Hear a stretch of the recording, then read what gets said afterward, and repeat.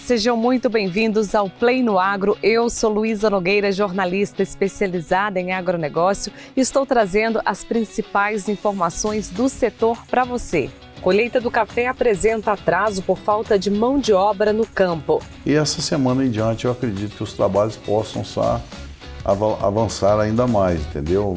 À medida que vai engrenando os trabalhos, a colheita segue mais rápido. Mercado de milho assusta produtores com a alta dos preços. A Ucrânia, que deveria estar voltando a exportar grãos, praticamente está parada. Isso fez o mercado internacional voltar a puxar, né? Puxou forte na linha do trigo, que ajuda a puxar milho, puxou milho também em Chicago. Veja também, Embrapa Cerrados lança nova variedade de soja. É um material que vai expressar muito bem o potencial produtivo.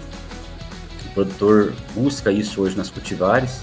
E um diferencial importante da variedade é a resistência ao nematóide causador de galhas, Meloidógena incógnita.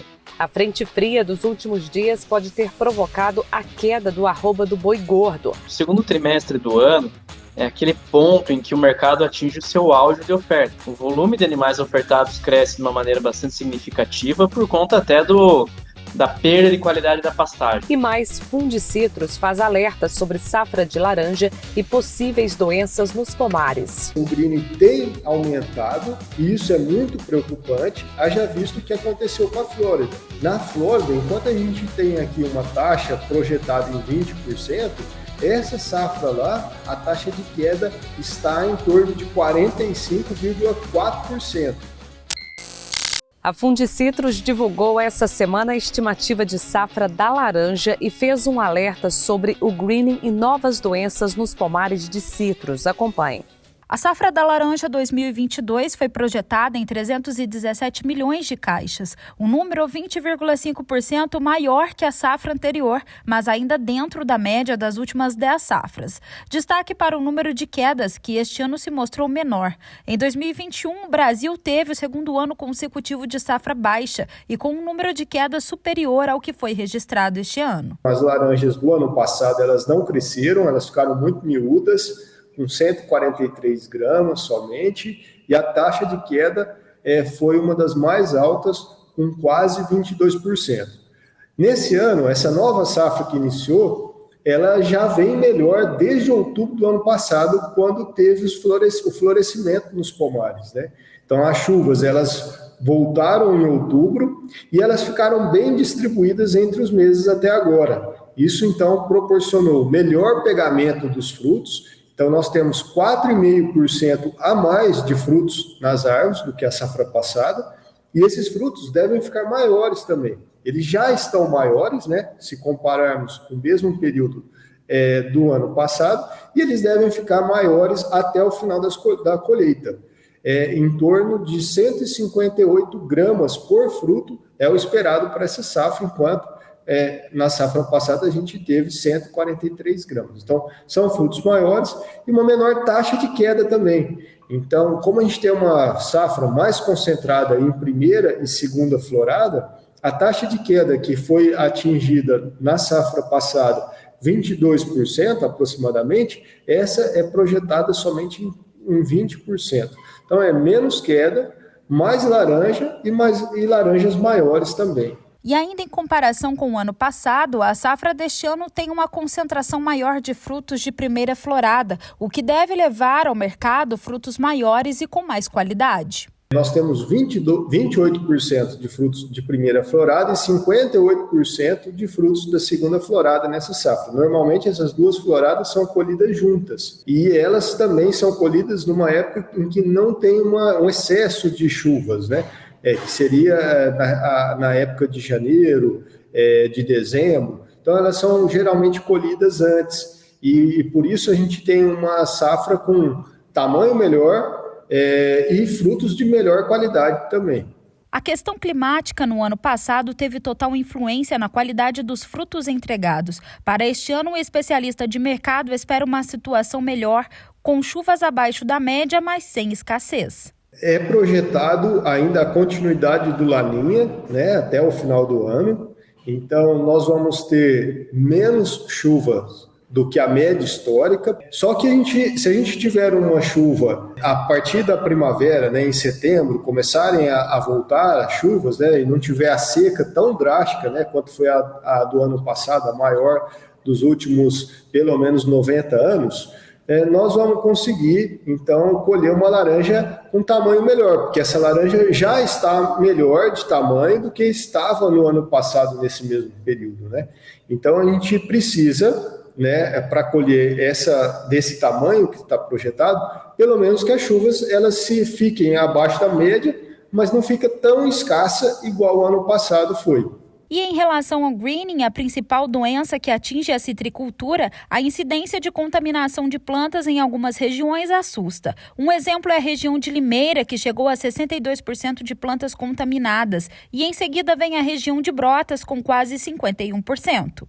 A doença, o greening, tem aumentado e isso é muito preocupante, haja visto o que aconteceu com a Flórida. Na Flórida, enquanto a gente tem aqui uma taxa projetada em 20%, essa safra lá, a taxa de queda está em torno de 45,4%.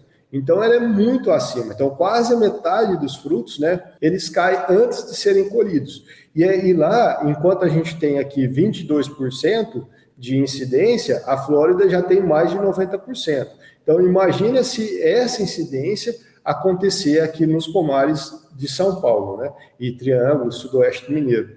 Seria uma perda muito grande da produção. E é o que os citricultores não querem, por isso eles precisam manejar os pomares. E além da atuação do greening, a chegada de novas doenças nos pomares assustou os produtores, como o bicho-forão e a mosca da fruta. São doenças que causam a queda dos frutos. Este ano, o alerta da Fundecitrus é para pinta preta, doença que já atinge alguns pomares. Fizemos recentemente a colheita das árvores para estimar o número de frutos por árvore e a gente recebeu muitas amostras com pinta preta.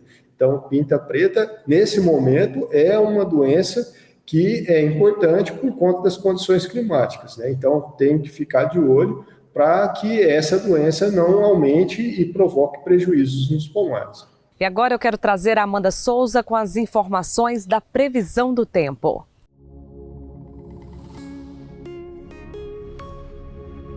Olá, Luísa! Olá a todos que nos acompanham através do Play no Agro. A imagem de satélite mostra pouca presença de nebulosidade em boa parte do Brasil.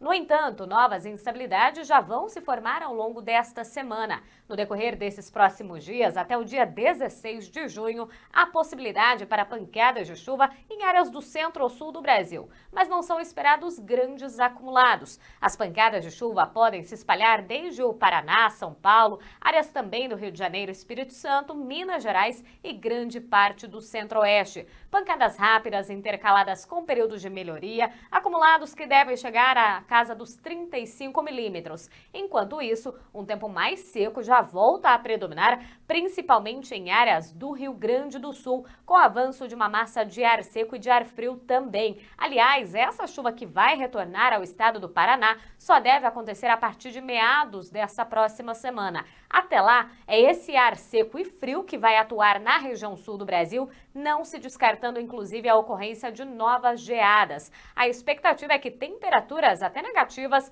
possam ser registradas em áreas da Serra Gaúcha, Serra Catarinense também, até o Planalto do Paraná. Mas, de modo geral, no início dessa semana, essa temperatura já vai começar a subir e vai diminuindo esse potencial para a ocorrência de geadas, principalmente em áreas produtoras da região sul do Brasil. Agora, em áreas da metade norte brasileira, pouca chuva em áreas do Nordeste, especialmente em áreas do interior, considerando Matopiba, e na região norte, os maiores acumulados seguem concentrados, principalmente na metade norte do Amazonas, com volumes que podem chegar até mesmo aos 100 milímetros. No segundo período, entre 16 e 24 de junho, a chuva retorna principalmente no sul do Brasil e com acumulados significativos. Volumes que podem chegar à casa de 50 até mesmo 70 milímetros, não se descartando o risco de temporais na região sul do Brasil, que podem até paralisar de forma momentânea as atividades de campo. No sudeste e no centro-oeste também o tempo continua instável, mas sem grandes acumulados previstos no decorrer desses próximos dias.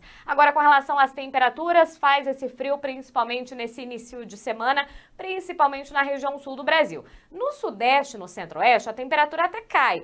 fica mais amena, mas não existe a possibilidade para a ocorrência de novas geadas. As temperaturas mínimas nessas duas regiões devem ficar acima dos 7 graus, então não tem esse potencial para geada, principalmente nas áreas produtoras. E falando das próximas semanas, com relação à distribuição de chuva, a expectativa é de anomalias negativas. Após esse período com chuva, até o dia 24 de junho, de modo geral, baixos acumulados devem ser registrados no centro-sul do Brasil.